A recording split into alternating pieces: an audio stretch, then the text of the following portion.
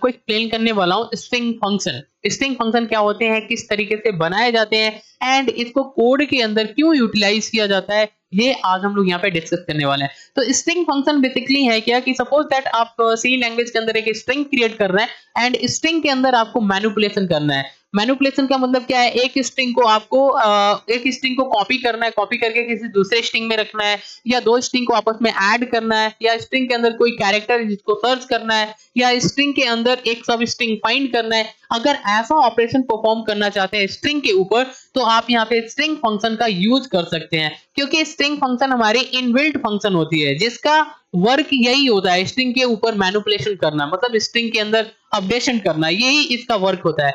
तो अगर आप स्ट्रिंग फंक्शन को यूज करना चाहते हैं तो सी लैंग्वेज के अंदर एक हेडर फाइल यूज करते हैं हम लोग जिसका नाम है string.h। इस हेडर फाइल के अंदर सारे स्ट्रिंग फंक्शन होते हैं जिसका यूज करके स्ट्रिंग को मैनिपुलेट किया जाता है। अब यहाँ पे जो हमारी स्ट्रिंग फंक्शन होते हैं, सबसे पहले हमारी क्या है strcat कैट। इस फंक्शन का यूज करके हम स्ट्रिंग को ऐड करते हैं। एंड सेकेंड हमारी है strcpy, ये जो हमारी स्ट्रिंग फंक्शन है इसका यूज करके हम स्ट्रिंग को कॉपी करते हैं। थर्ड हमारी क्या है strcmp, इस स्ट्रिंग फंक्शन का यूज करके स्ट्रिंग को कंपेयर किया जाता है। अगर हमारे पास दो स्ट्रिंग है, अगर हम दोनों को कंपेयर करना चाहते हैं तो strcmp जो हमारी फंक्शन है इस फंक्शन का यूज करते हैं। फोर्थ हमारी है strlen, इस फंक्शन का यूज करके स्ट्रिंग का लेंथ जो है वो फाइंड किया जाता है। ओके। 5 क्या है strrev, इस फंक्शन का यूज करके स्ट्रिंग को रिवर्स किया जाता है। ओके। 6 हमारी क्या है strupr, इस फंक्शन का यूज करके अपर केस में कन्वर्ट किया जाता है स्ट्रिंग को। एंड 7 हमारी क्या है strlwr, इस फंक्शन का यूज करके लोअर केस में कन्वर्ट किया जाता है स्ट्रिंग को। 8 हमारी क्या है strchr, ये जो फंक्शन है इस फंक्शन का यूज करके स्ट्रिंग के अंदर जो एलिमेंट है इसको हम क्या करते हैं, फाइंड करते हैं। 9 हमारी क्या है strstr, इस फंक्शन का यूज करके हम स्ट्रिंग के अंदर सब स्ट्रिंग जो है वो फाइंड करते हैं। तो बेसिकली ये सारे हमारे स्ट्रिंग फंक्शंस हैं जिसका यूज करके हम स्ट्रिंग को मैनिपुलेट करते हैं। क्लियर। अब हमें एक क्वेश्चन सॉल्व करना है। क्वेश्चन हमारी है क्या, write a C program to copy a string और add two string using string function. तो हमें करना क्या, स्ट्रिंग के अंदर कोड राइट करना है जिसके अंदर एक स्ट्रिंग हम बनाएंगे, उसको कॉपी करके किसी दूसरे स्ट्रिंग में रखना है एंड दो स्ट्रिंग हमारे पास है, इन दोनों को हमको ऐड करना है यूजिंग स्ट्रिंग फंक्शन। तो ये किस तरीके से कोड राइट किया जाता है, इसके लिए हमें सबसे पहले दो हेडर फाइल इंक्लूड करना है। एक हमने यहाँ पे लिखा है studio.h एंड ये हमारी string.h है।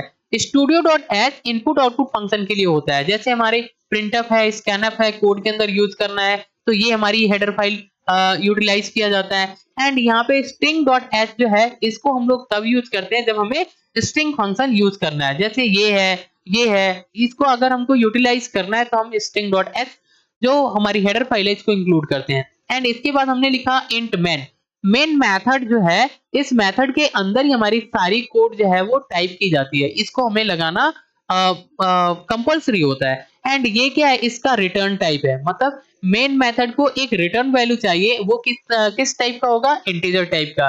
एंड इसका जो कर्ली ब्रैकेट है ये इसकी बॉडी है, इसके अंदर हम इंटर करते हैं तो यहाँ पे हमने 3 एरे बनाया। ये जो str1 है, str2 है, str3 है, ये 3 एरे है, किस टाइप का है, कैरेक्टर टाइप का, ये इसका डेटा टाइप है। एंड ये जो 50 स्क्वायर ब्रैकेट में लिखा है हमने, ये क्या है, इसका साइज है। ओके। यहाँ पे जो हमने इक्वल के बाद हेलो लिखा है, यहाँ पे डबल कोटेशन में वर्ल्ड लिखा है, ये क्या है, वैल्यू है, ये स्ट्रिंग वैल्यू है। ये क्या है, स्ट्रिंग वैल्यू है। ये वैल्यू हमारी str1 में स्टोर होगी, ये वैल्यू हमारी str2 में, एंड str3 के अंदर कोई भी स्ट्रिंग वैल्यू नहीं है। ओके। तो इस तरीके से हमने स्टोर कर लिया। अब हमें क्या करना है, सबसे पहले हमें स्ट्रिंग को कॉपी करना है। कॉपी करने का मतलब क्या है कि जैसे हमारे पास जो स्ट्रिंग फर्स्ट है जिसमें हमने हेलो स्टोर किया है, इसको हमें कॉपी करना है, str3 के अंदर रखना है एंड डिस्प्ले करना है। तो कॉपी करने के लिए strcpy जो हमारी फंक्शन है इस फंक्शन का यूज करेंगे।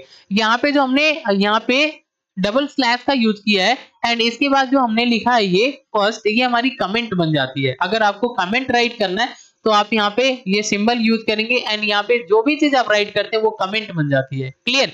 तो यहाँ पे हमने एक कमेंट के रूप में लिखा है strcpy, क्योंकि हम यहाँ पे कॉपी करने वाले हैं एक स्ट्रिंग को किसी दूसरे स्ट्रिंग में। तो कॉपी कैसे करते हैं, सबसे पहले हम लिखते हैं strcpy एंड यहाँ पे वो हमारी स्ट्रिंग वेरिएबल होती है जिसके अंदर कॉपी करके रखना है, एंड यहाँ पे वो स्ट्रिंग वेरिएबल होती है जिसको कॉपी करना है, जैसे str1 तो str1 में हमारा हेलो है, हेलो को कॉपी करके str3 में रखना है, तो str3 को यहाँ रखना है एंड कामा करना है, फिर यहाँ पे str1 रखना है। तो यहाँ पे ये जो हमारी मेथड है, ये मेथड क्या करेगा, str1 के अंदर जो भी हमारी स्ट्रिंग है वो str3 के अंदर पुट कर देगा। एंड अगर हमको यहाँ पे डिस्प्ले करना है तो लिखेंगे printf, मैसेज कोई आपको डिस्प्ले करना है तो डबल कोटेशन में आपको यहाँ पे मैसेज राइट करना है, ये डबल कोटेशन में। तो हमने लिखा आफ्टर strcpy कामा str3, ये %s हमने क्यों लिखा, क्योंकि ये हमारी फॉर्मेट स्पेसिफायर होती है जिसका यूज करके स्ट्रिंग वैल्यू को डिस्प्ले किया जाता है।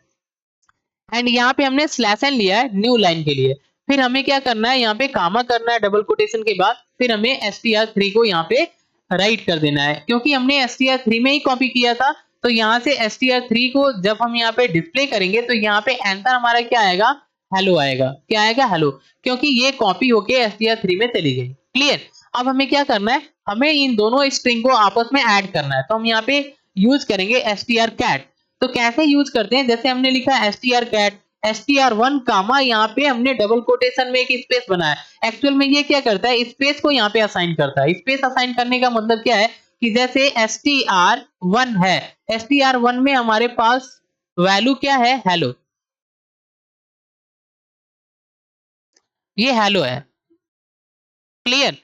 अब यहाँ पे अगर हमको कोई स्ट्रिंग ऐड करना है, जैसे हमने वर्ल्ड को ऐड करना है, तो वर्ल्ड एक ही साथ आएगा। लेकिन अगर हम बीच में स्पेस बनाना चाहते हैं, हम एक स्पेस बनाना चाहते हैं, तो इस तरीके से हम क्या करेंगे, डबल कोटेशन क्या करेंगे, यहाँ पे strcat लिखेंगे, str1 कमा डबल कोटेशन ऐसे कर देंगे। तो ये इसमें असाइन होगा, तो यहाँ पे क्या करेगा, एक ब्लॉक जो है वो स्पेस बनाएगा यहाँ पे। ओके, जो हमारे स्ट्रिंग फर्स्ट है जिसमें ये सारी एलिमेंट है, इस एलिमेंट के बाद यहाँ पे एक स्पेस जो है, एक स्पेस ब्लॉक जो है वो क्रिएट करेगा, ये डबल कोटेशन। ओके, अब हमें यहाँ पे फिर से राइट करना है cat str1 कामा str2। अब क्या होगा, यहाँ पे str1 के अंदर जो एलिमेंट है, str2 के अंदर जो एलिमेंट है, ये दोनों एक साथ क्या होगा, एक साथ ऐड हो जाएगी और डिस्प्ले हो जाएगी। तो जब हम यहाँ पे डिस्प्ले करेंगे %s कामा करके str1 को, तो str1 के अंदर ये 2 जो है वो यहाँ पे कंकोटिनेट हो गया, मतलब क्या हो गया, ऐड हो गया है। जैसे क्या हुआ, str1 में हमारे पास क्या था, हेलो, str1 के अंदर क्या था हमारा, हेलो। अब यहाँ पे सबसे पहले हमने एक स्पेस बनाया, तो यहाँ पे एक स्पेस छूट जाएगा थोड़ा सा, एंड इसके बाद str2 जो है ये str1 के अंदर जाके ऐड होगा। तो str1 के अंदर ऐड होगा, तो मतलब यहाँ पे क्या आएगा, वर्ल्ड। अब यहाँ पे वर्ल्ड आएगा, यहाँ पे एक स्पेस बन गया है डबल कोटेशन की वजह से। जैसे हम यहाँ पे str1 को डिस्प्ले करेंगे तो ये हमारे पास मैसेज जो है स्क्रीन पे डिस्प्ले हो जाएगी। एंड लास्ट में हमें रिटर्न 0 करना है, क्योंकि अगर हम यहाँ पे कोई वैल्यू नहीं रिटर्न करते हैं तो मेन मेथड को एक वैल्यू रिटर्न करनी पड़ती है, तो हम क्या करते हैं, रिटर्न 0 कर लेते हैं। तो इस तरीके से हमें एक कोड को राइट करना है। अब अगर इस कोड को आपको रन करके देखना है तो VS कोड में आप क्या करेंगे, ये सारे कोड आप टाइप कर लेंगे। तो इस तरीके से हमने क्या किया, यहाँ पे इस कोड को टाइप कर लिया है। यहाँ पे एक मेथड आप और इंक्लूड कर लेंगे, हैश इंक्लूड string.h। ओके, ये जो है ये इतना आप 2 हेडर फाइल इंक्लूड कर लेंगे, फिर आप इस तरीके से कोड को राइट कर लेंगे। यहाँ पे हमने क्या किया, कॉपी कर लिया, str1 को str3 में कॉपी कर लिया, यहाँ पे डिस्प्ले कर लिया।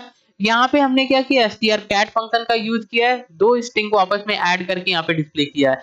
अब जब आप इसको रन कराएंगे तो इसका जो है आउटपुट आपके सामने यहाँ पे डिस्प्ले होगा। देखिए आफ्टर strcpy यहाँ पे क्या आया, कॉपी होके हमने यहाँ पे डिस्प्ले करना चाहा तो यहाँ पे हेलो आ गया, एंड यहाँ पे हमारे पास क्या आ गया, हेलो वर्ल्ड। यहाँ पे इन दोनों को हमने क्या किया था, ऐड किया था।